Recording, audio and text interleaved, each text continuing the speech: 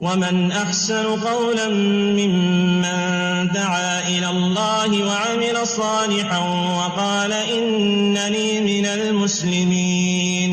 آپ والدہ صاحبہ کے کچھ معمولات اگر کچھ فرمائیں کہ ان کے کیا معمولات ہیں؟ معمولات کافی دیر ہو گئی ہے. وہ ایک دفعہ انہوں نے خود ہی بتایا. ابھی ہم نا عبداللہ پر رہتے تھے. اچھا.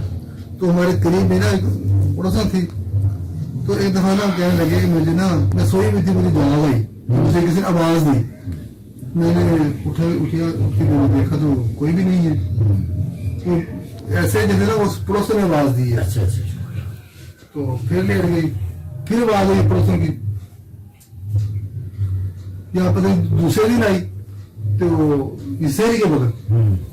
تو وہ کہنے لگے بھائی یہ اللہ تعالیٰ یہ اٹھ کے نا نماز پڑھ لی, ترجمے میں پڑھ لی ہے.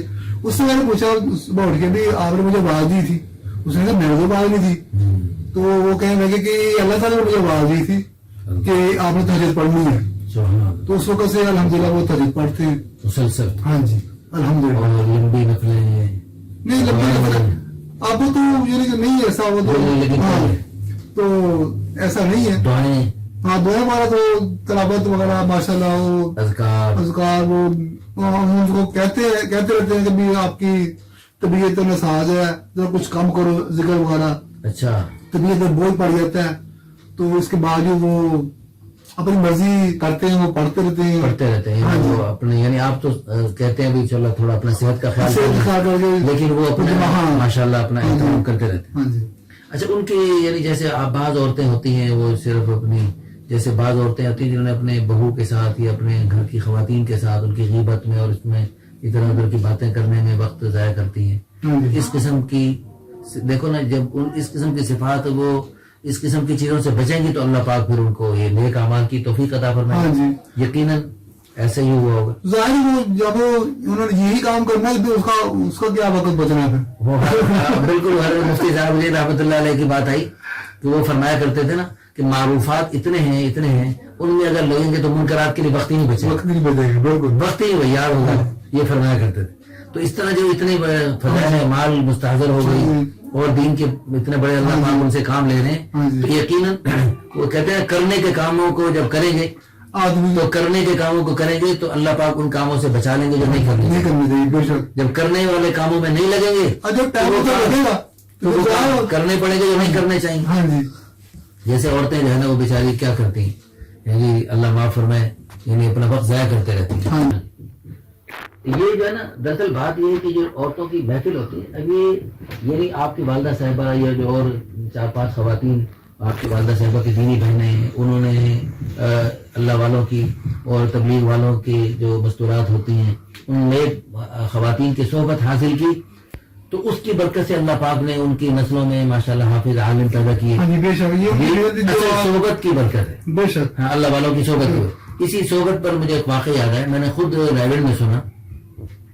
پشاور میں ایک جماعت گئی مستورات کی جس میں جو ہے نا ماشاءاللہ آپ یہاں کے بیٹھے, پشاور میں ایک مستورات کی جماعت گئی جس میں وہ تھے اللہ کے فضل و کرم سے بڑے نیک بندے تھے. ہر جماعت میں اللہ کے نیک بندے ہوتے ہیں, نیک بندیاں ہوتی ہیں. تو مستورات کی جماعت ایک محلے میں جب پہنچی تو اس محلے میں ایک کرائے کا قاتل رہتا تھا. اب اس کی بیوی کو بھی محلے کی خواتین لے کر چلی گئیں.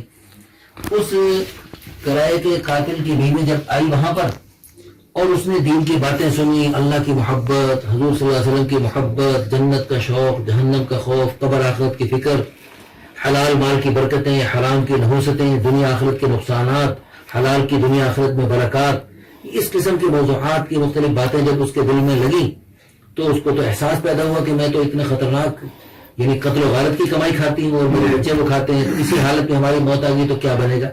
تو اس نے مستورات جماعت والی خواتین سے بات کی کہ میرا تو یہ صورتحال ہے.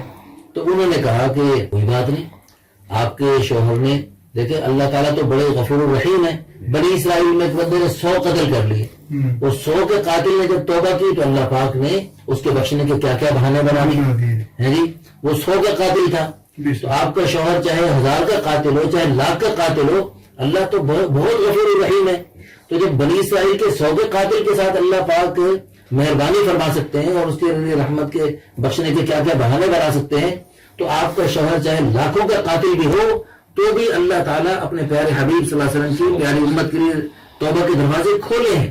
اللہ نے سارے انسانوں کے لیے توبہ کے دروازے کھولے ہیں، چاہے وہ کسی بھی گناہوں کی دلدل میں دھسے ہوں، چاہے وہ کسی بھی مذہب سے تعلق رکھتے ہوں. اللہ پاک کے سامنے توبہ کریں.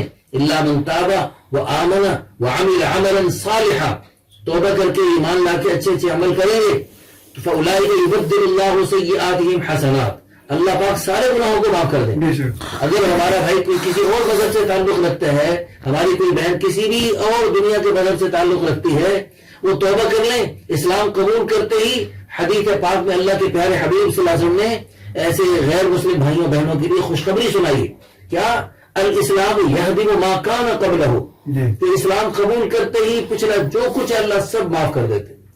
اللہ پاک ایسے کر دیتے جیسے آج ماں کے پیٹ سے پیدا ہوا، بالکل اللہ پاک گناہوں سے پاک کر دیتے ہیں. تو اللہ کے فضل و کرم سے وہ ان کو اللہ کی وسعت رحمت اور مغفرت بتلائی.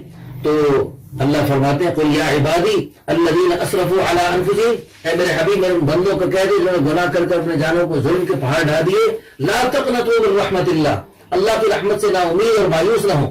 ان اللہ یغفر الذنوب جمیعا، اللہ سارے گناہوں کو معاف کر دے گا. انہ هو الغفور الرحیم، بڑا ہی معاف کرنے والا، بڑا ہی رحم کرنے والا ہے. اللہ تعالیٰ حدیث قدسی اللہ فرما رہے ہیں، یا ابن آدم، اے آدم کے بیٹے، لو بلغت ذنوبک عنان السماء، تیرے اتنے گناہ ہو گئے کہ آسمان زمین کے سارے خلا کو گناہوں سے بھر دیا.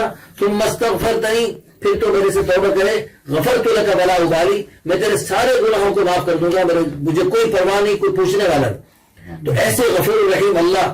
تو آپ اپنے شوہر کو تھوڑا سا متوجہ کریں، اور اس کو جو ہے نا، یعنی ہمارے مرد حضرات مسجد میں ٹھہرے ہوئے، آپ اپنے شوہر کو اللہ سے مانگ کے اس کی منت خوشامد کر کے اس کو مسجد میں بھیجیں. ومن أحسن قولا ممن دعا إلى الله وعمل صالحا وقال إنني من المسلمين.